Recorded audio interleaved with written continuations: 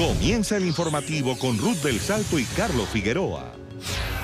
Bienvenidos. Hay conmoción en Venezuela. 2 niños han sido asesinados en la puerta de su casa mientras elaboraban en familia el nacimiento, o también llamado pesebre. Según testigos, 8 funcionarios de la Policía Nacional Bolivariana y un civil, sin mediar palabras, dispararon hacia la residencia. 2 menores más resultaron heridos, afortunadamente están fuera de peligro. Lamentable este hecho, se registró en el kilómetro 0 de la vía panamericana que conecta Caracas con la ciudad de Los Teques. Los vecinos y familiares exigen todo el peso de la ley para los responsables. Nuestro periodista Oliver Fernández, desde el lugar de la noticia, tiene la historia. Oliver.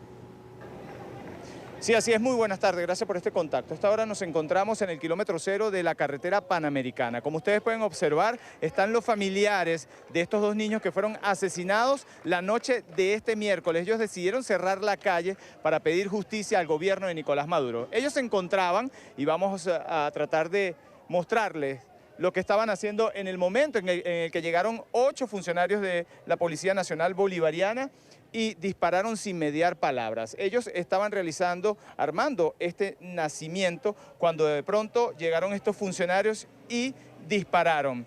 Los vecinos, por supuesto, salieron y trataron de defender a los niños, y al parecer hubo una confusión, es lo que nos han dicho los familiares de estos 2 niños, que vale destacar, uno tiene 16 años y el otro tenía 13 años.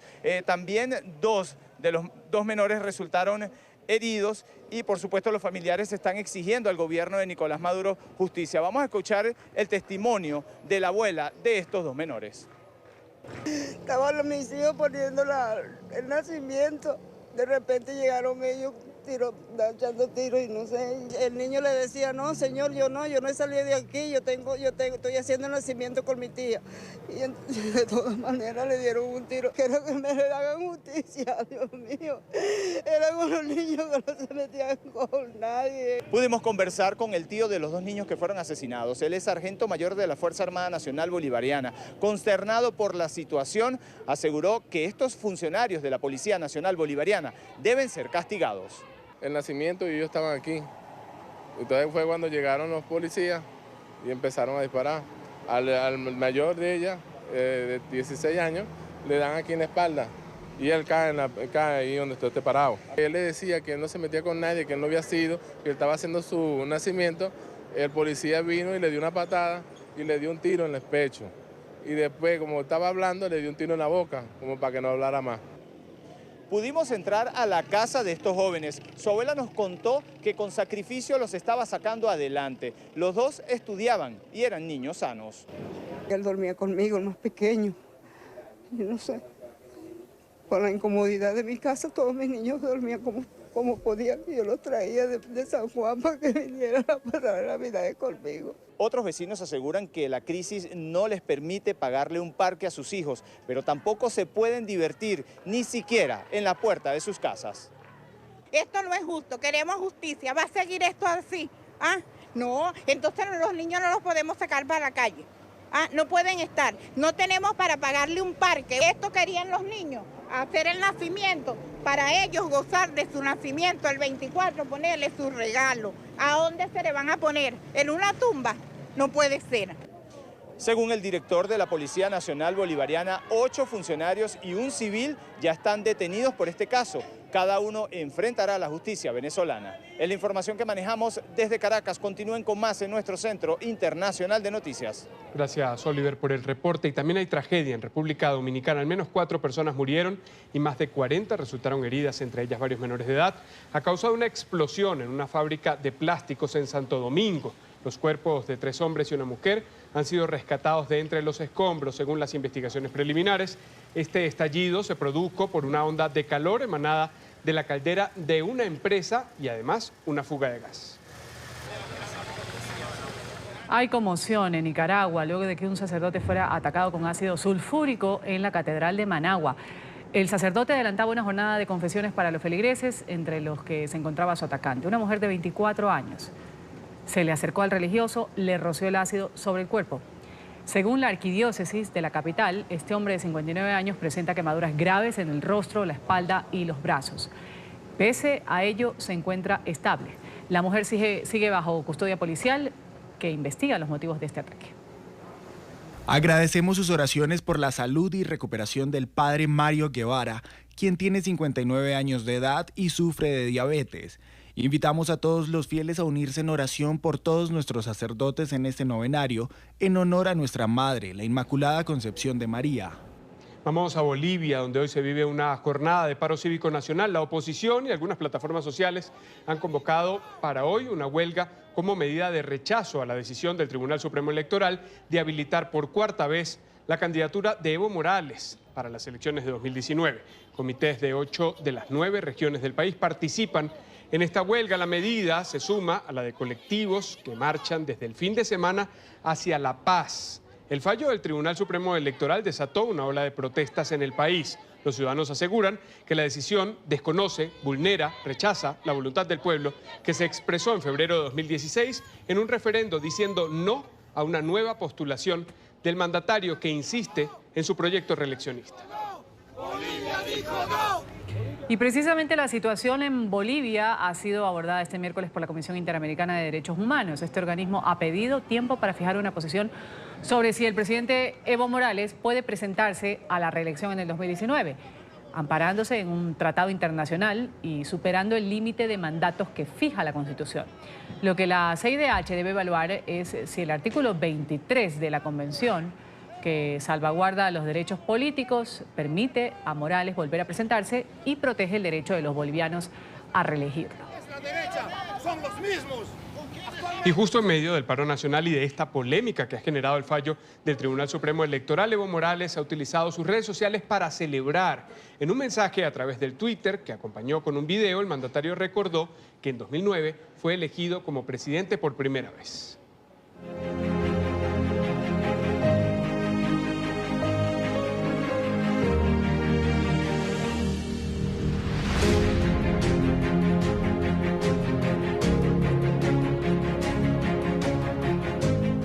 Yo creo en el pueblo boliviano, yo creo en la conciencia del pueblo boliviano, yo creo en nuestros movimientos sociales del campo a la ciudad para derrotar esas provocaciones que querían retornar al modelo pasado, al neoliberalismo. Y aquí, con más del 63%, se ha impuesto este proceso de transformaciones en lo estructural, en lo social, en lo cultural, en lo económico.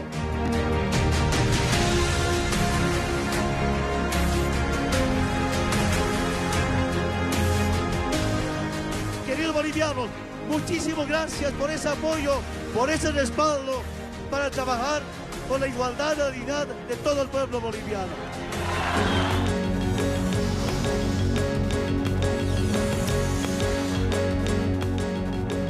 Con 11 minutos en Ecuador, la Asamblea Nacional debate el día de hoy la renuncia presentada por la vicepresidenta María Alejandra Vicuña. Empieza a analizar además la terna para designar a su reemplazo. Los parlamentarios van a discutir si aceptan la dimisión de Vicuña, que tiene un carácter de irrevocable. El sucesor de María Alejandra Vicuña será elegido por votación y tiene que obtener el voto de al menos 70 de los 137 legisladores que integran la Cámara. Esta mañana, en un encuentro con periodistas, el presidente Lenín Moreno Garcés ha presentado a sus 3 candidatos y ha firmado además el decreto para que el Parlamento inicie el proceso de elección. La terna está compuesta por, en el primer lugar está Otto Sonnenhorsten, que es una persona relacionada con la actividad periodística. Me alegro mucho por el periodismo. Es economista. ¿Es economista? Sí. Ah, es economista. Sí, bueno, a pesar de eso le hemos puesto. Es economista de primer mundo, ¿ah? Y pertenece a él. Y es de Aeres. Sí. La segunda persona es una persona que ha trabajado muchísimo en el área social, principalmente en el tema de la orientación y la educación de niños con discapacidad en la Fundación El Triángulo, que es la señora Nancy Vasco de Maldonado. Y el tercero es una persona que está muy vinculada al sector educativo. Este momento estaba residiendo en otro país, pero entiendo que está dispuesto, si es que así lo determina la Asamblea, a venir a servir al Ecuador. Él está en México actualmente, ¿no? ¿Quién es? Agustín Albán. Personas bastante conocidas, 2 de ellos guayaquileños, una persona quiteña, pues y ya es cuestión de la decisión que tome la Asamblea Nacional. Voy a firmar el decreto en este momento para que la Asamblea nos ayude a escoger a la mejor persona.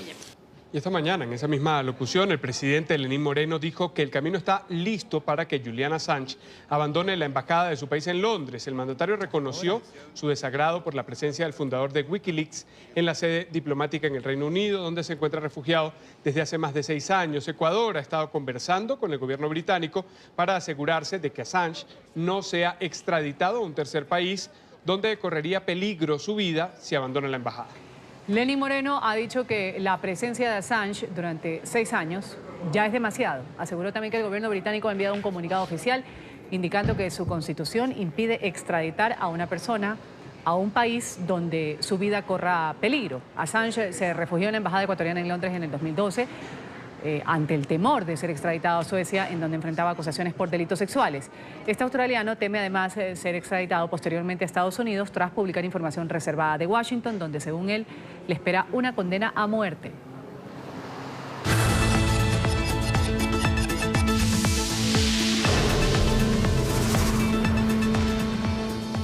...50 estados de la Unión Americana están en alerta por el paso de una gran tormenta invernal.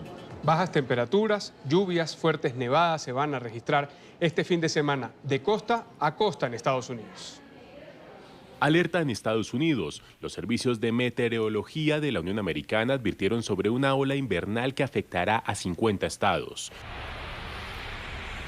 En algunas zonas las temperaturas podrían caer debajo del punto de congelación. En general, las temperaturas serán de 10 a 20 grados por debajo del promedio. Ciudades como Chicago y Minneapolis serían las más afectadas, pues se estima que este fin de semana podrían alcanzar cifras históricas de grados bajo cero. Para el sábado, la nieve, el aguanieve o la lluvia helada podrían afectar partes del noroeste de Georgia hacia las Carolinas y el sur de Virginia. El aire frío viene directamente del Ártico canadiense.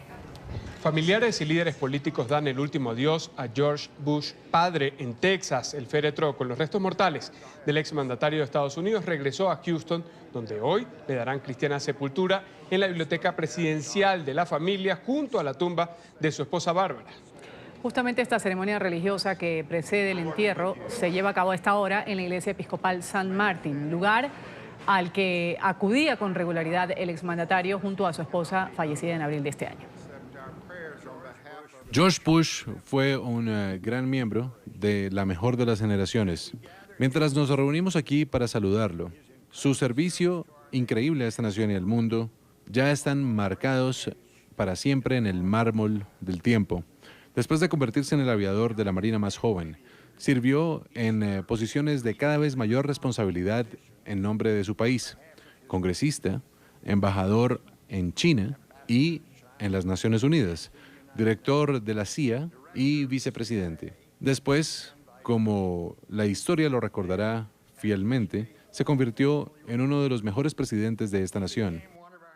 Y, más allá de cualquier duda, el mejor presidente de un solo término. Otro tema, el senador republicano Marco Rubio recordó al nuevo presidente de México, Andrés Manuel López Obrador, que el régimen de Nicolás Maduro representa una potencial amenaza para la región. En conversación con el programa La Tarde de NTN 24, Rubio instó al mandatario mexicano a abogar en defensa de los derechos humanos de los venezolanos. No creo que él sea alguien, yo no he visto, ¿no?, alguien que simpatice con Maduro, pero sí creo que es alguien que ha decidido retornar a esa tradición de la política exterior de México de no interferir en los asuntos de otros países. Lo que yo le diría, ¿no?, como aliados que somos al gobierno mexicano, es que el impacto que tiene Venezuela, más allá de Venezuela, está amenazando a Chile, a Perú, a Brasil y obviamente a Colombia con esta crisis migratoria que ha creado y que eventualmente puede impactar a México también. Así que es una amenaza regional, no simplemente una amenaza al pueblo de Venezuela. A favor de la transparencia, ese ha sido el mensaje de hoy del presidente de México, Andrés Manuel López Obrador. En la conferencia matutina, el jefe de Estado ha abordado la investigación que se adelanta en el país sobre el caso Odebrecht. El mandatario fue cuestionado por las pesquisas luego de que una jueza concediera un amparo al exdirector de Pemex, Emilio Lozoya, que obliga, a la Fiscalía Especializada para la atención de delitos electorales a pronunciarse de nuevo en este caso. López Obrador ha dicho que su administración está a favor de la transparencia, pero que va a cuidar que la Procuraduría no dé informaciones que favorezcan a los implicados en esta investigación. Hay instrucciones en lo que a nosotros corresponde de que se den todos los informes y estamos a favor de la transparencia.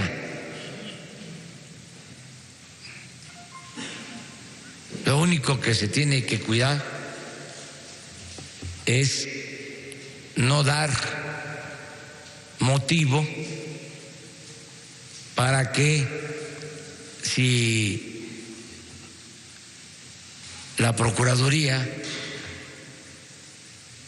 da información, esto sirva a los implicados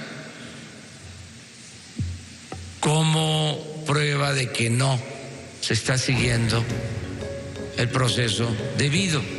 Hacemos la primera pausa en el informativo y al volver en Chile los empleados fiscales han convocado a una nueva jornada de paro. Con esto y más regresamos. Ya regresamos con el informativo.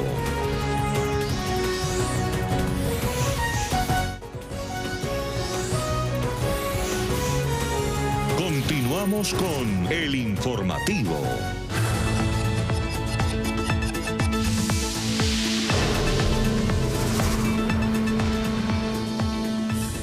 Estados Unidos y Corea del Sur exploran caminos para avanzar en las negociaciones para que el régimen de Pyongyang abandone su plan de desarrollo de armas nucleares. Para este propósito ha sido convenida una reunión entre el secretario de Estado Mike Pompeo y su homóloga surcoreana.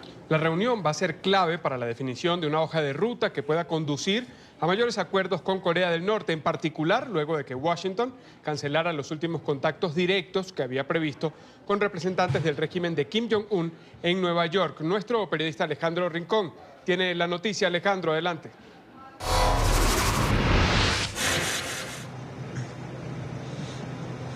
Hola Carlos, Ruz, televidentes del Canal de las Américas. El pasado 7 de noviembre, el secretario de Estado Mike Pompeo canceló sin dar razón alguna la reunión que había previsto con la delegación del régimen de Pyongyang a pocos metros del lugar donde nos encontramos ahora.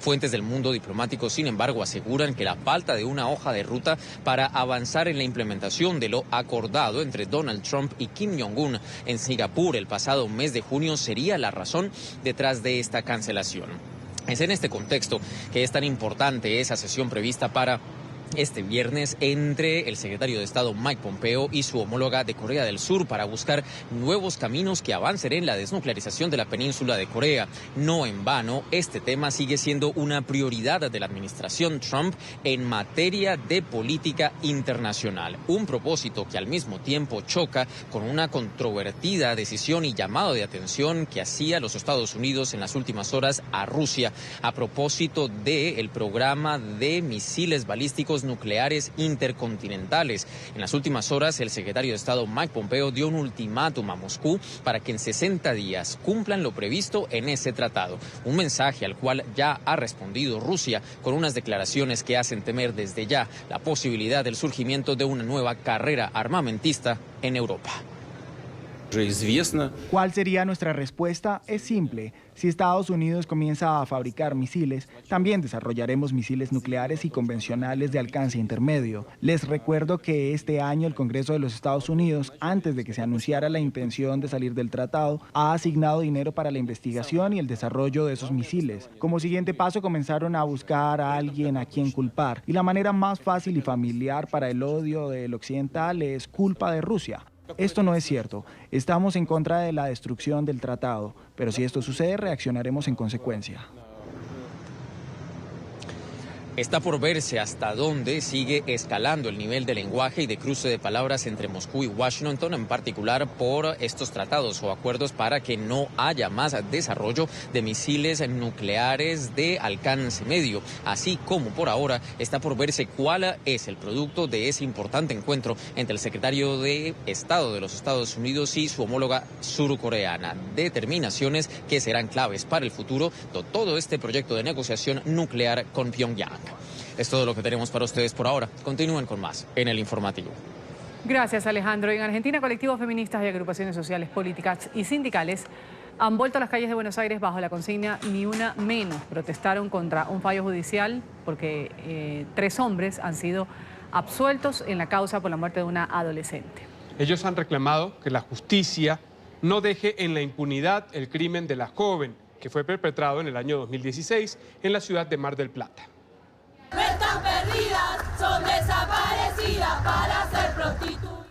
Miles de mujeres marcharon en Argentina el miércoles en repudio de la absolución de 2 hombres acusados de drogar, violar y matar a una adolescente en 2016 en Mar del Plata. La terminaron de violar los jueces. Los jueces la violaron con la condena que dieron. Matías Farías, de 25 años, y Juan Pablo Fidani, de 43, habían sido imputados por abuso sexual, seguido de muerte de la joven Lucía Pérez, de 16 años. La semana pasada, un tribunal integrado por 3 hombres los condenó solo a 8 años de prisión por venta de estupefacientes. Y el tercer acusado, Alejandro Maciel, de 61 años, fue absuelto. Por eso volvemos a exigir justicia, a decir que vamos a seguir enfrentando a esta justicia patriarcal. La muerte de Lucía en Mar del Plata, 400 kilómetros al sur de Buenos Aires, quien fue abandonada sin vida en un hospital el 8 de octubre de 2016, impactó en la opinión pública y generó el primer paro de mujeres en Argentina, impulsado por el movimiento feminista Ni una menos. Según el tribunal, que se basó en el testimonio de 6 peritos, no se pudo comprobar el abuso sexual ni el feminicidio. En Chile, los empleados fiscales han convocado una nueva jornada de paralización en rechazo a los despidos masivos que se han registrado en los últimos meses en varias instituciones públicas. Los trabajadores aseguran que durante la negociación del reajuste al salario mínimo para el 2019, el gobierno del presidente Sebastián Piñera se había comprometido a garantizar la estabilidad laboral. Vamos a saludar en Santiago de Chile a nuestro periodista Juan Pablo Monsalve, que tiene la información. Juan, adelante. Hola, ¿qué tal, televidentes de NTN 24? Pues efectivamente a esta hora se viven minutos de tensión acá frente al Palacio de la Moneda en Chile por cuenta de esta protesta de los trabajadores estatales. Vamos a mostrarles lo que está ocurriendo. Son miles de funcionarios públicos que han decidido salir a manifestarse en la Plaza de la Constitución, en el lugar donde estamos. A esta hora, Fuerzas Especiales de Carabineros pues se ha desplegado también hasta esta zona para retirar a los manifestantes. Insisten en que esta marcha no está autorizada y que obviamente pues esto tiene que ser despejado cuanto antes. Vamos a tratar de hablar con algunas de las personas que están protestando en este momento. Su nombre, por favor. Queremos preguntarle, están manifestándose, ¿qué le piden al gobierno del presidente Sebastián Piñera y qué opina de este despliegue de fuerzas especiales? Mira, nuestra movilización responde a un hecho que derechos adquiridos que habíamos tenido hace mucho tiempo de bonos, hoy día se nos están restando. Nos están reajustando un compromiso que hizo de homologar entre Junji e Integra, no lo está cumpliendo, que lo firmamos en el año 2014. Aquí hay muchas tías, muchos jardines infantiles que no están las educadoras porque no las contratan y el trabajo lo tienen que hacer los técnicos. Nuestra demanda es mejorar la educación de Chile y hoy día estamos coartadas por este gobierno. Hacemos un llamado a la señora Cecilia Morel, presidenta de la Fundación Integra, que intervenga en este conflicto, porque las mujeres de Integra no vamos a transar. Hoy día el Ministerio de Hacienda nos está dando un reajuste miserable. ¿Quieren educación de calidad? No la están dando. Primero los niños, mentira. Fue un chantaje que le está haciendo toda la gente. Preguntarles por el despliegue de las fuerzas especiales. La marcha no está autorizada. Los van a retirar. ¿Qué opinan? Tenemos que salir. Lucharemos hasta las últimas consecuencias. No bajaremos la retaguardia. Le decimos a este gobierno que hoy día ha dicho el presidente de la República que su prioridad es la educación inicial, pero no pasa nada con las trabajadoras y trabajadores íntegras. Hoy día tenemos 4 días sin atender a nuestros niños. Son niños de escasos recursos, son niños vulnerables. Ya está bueno, basta. El llamado es a la señora Cecilia Morel, presidenta de la Fundación, que intervenga en este conflicto. Bueno, muy bien, esa es la información que podemos entregarles a esta hora. Está en la parte posterior que vamos a mostrar con Henry Bielma, nuestro camarógrafo, lo que está ocurriendo. Está ya dispuesto el carro de carabineros de fuerzas especiales para lanzar agua y empezar obviamente a dispersar esta manifestación, una manifestación que, como lo decíamos, no está autorizada, pero que los empleados estatales acá en territorio chileno decidieron realizar para pedirle al gobierno del presidente Sebastián Piñera que frene cuanto antes los despidos que se están generando en las distintas instituciones instituciones públicas del país. Esta es la información que podemos entregarles a esta hora desde la capital chilena. Los dejamos con las imágenes de lo que ocurre a esta hora en la Plaza de la Ciudad. Hacemos una nueva pausa en esta emisión de noticias y cuando regresemos vamos a hablar, entre otras noticias, del frente frío que azota el noreste de China y que nos deja esta espectacular imagen.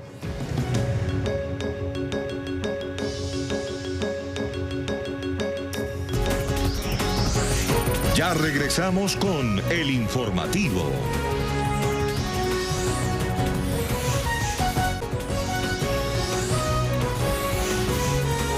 Continuamos con el informativo.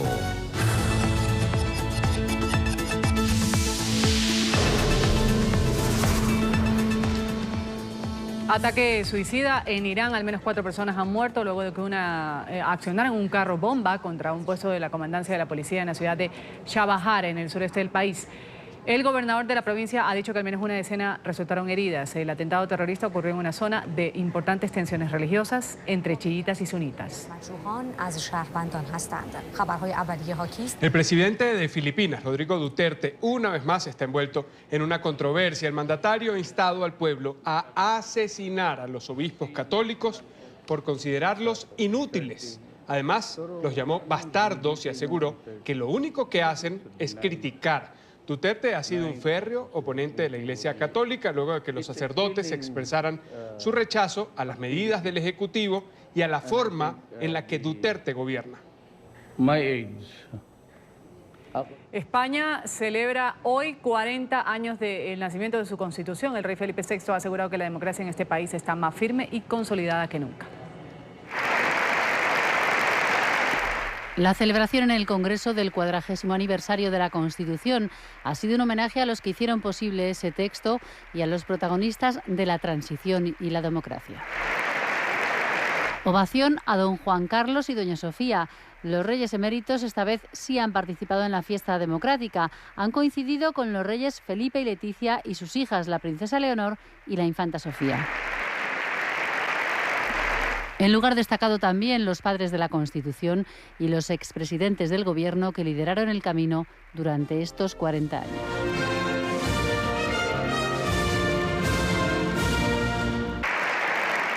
Don Felipe, ante las Cortes, ha reconocido el papel de su padre, el rey Juan Carlos I, para impulsar la democracia. Una monarquía parlamentaria en el seno de una democracia que impulsó mi padre, el rey Juan Carlos I, de forma tan decisiva y determinante durante aquel periodo trascendental de nuestra historia. Y siempre, junto a él, el apoyo permanente y comprometido de mi madre, la reina Sofía.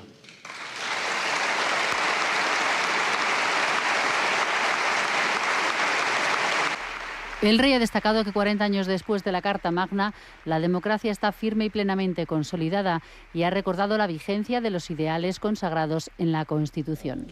Para progresar con seguridad y confianza, para evolucionar, hemos de sumar ese inmenso patrimonio de libertades, derechos y bienestar que hemos conseguido a la voluntad de ir adaptando y amoldando nuestra manera de hacer y de vivir a la realidad de cada momento. Con espíritu crítico, pero también y siempre constructivo. Solo así podremos abrirnos al futuro con garantías y solidez, con ilusión y esperanza. El aniversario de la Constitución ha reunido a diputados y senadores en la Cámara Baja. Faltaban representantes nacionalistas y de grupos de izquierda. Sí estaba Unidos Podemos, con distintivos a favor de la República en su solapa. La protesta de los chalecos amarillos continúa, obligado ahora a paralizar el fútbol en Francia. Así es, como lo indicas, los partidos más importantes de la Liga 1 han sido suspendidos a pedido de las fuerzas de seguridad que deben movilizarse para contener las masivas manifestaciones programadas para el próximo sábado. Se agrava la situación en Francia. Las medidas tomadas por el gobierno de congelar el aumento de los precios de los carburantes no son suficientes para un pueblo enfurecido. El primer ministro, Édouard Philippe, anunció una suspensión de los impuestos previstos durante todo el 2019. El pueblo no quiere una postergación, exige una eliminación. Las manifestaciones siguieron multiplicándose este jueves. Estos son los enfrentamientos entre los estudiantes que decidieron bloquear sus centros educativos y las autoridades en la ciudad de Nantes. La solidaridad con el movimiento de los chalecos amarillos también se vivió en la capital. Los líderes del movimiento reconocen que solamente Emmanuel Macron en persona podrá poner fin a la cólera social, reconociendo la derrota de sus planes fiscales. Él es el padre de la nación y debe hablarle a los franceses con su estómago y con su corazón. Debe utilizar palabras que toquen al pueblo, debe decirles que los ha escuchado. Y también que el camino por el cual trató de avanzar en primera instancia, pues olvidó a gran parte del pueblo. Se planean nuevas manifestaciones para este próximo sábado. El gobierno teme una nueva explosión de violencia, pero hasta el momento mantiene la misma línea. El gobierno va a movilizar medios excepcionales que se van a agregar a los 65.000 fuerzas de seguridad que ya están desplegados en todo el país. Continuaremos llevando ante la justicia a las personas que sean sorprendidas en flagrantes delitos. Haremos pruebas de firmeza y combatiremos el odio y la violencia que se está expresando en las calles. La derecha pide al gobierno medidas extraordinarias para controlar los desmanes. Hay temores para el próximo sábado, son temores fuertes. El Palacio del Elíseo dice que teme incidentes violentos. Nos dicen que las fuerzas del orden también tienen ese temor. No comprendería que no se tomen las medidas necesarias. El presidente tiene que adoptar el Estado. El saldo de las protestas del fin de semana pasado fue de más de 230 heridos y centenares de detenidos. Se espera una alocución pública del presidente antes de las marchas de este fin de semana. La pregunta es si el pueblo escuchará el mensaje de un mandatario que cuenta hoy con una popularidad del 18%. Un frente frío azota el noreste de China. Con temperaturas bajo cero, el fenómeno ha dejado este espectacular paisaje. Las nevadas afectaron el tráfico en la provincia de Gansu, donde algunos turistas recorrieron la pintoresca zona de Kurbin para presenciar las formaciones de nieve a lo largo de las orillas del río. Disfrutar la Navidad al mejor estilo de Papá Noel ahora es posible. Un restaurante en Malasia ofrece la posibilidad de degustar deliciosos platillos en un trineo que cuelga a 45 metros de altura en Kuala Lumpur. Los comensales pueden tener una vista magistral de la ciudad mientras celebran el espíritu de diciembre.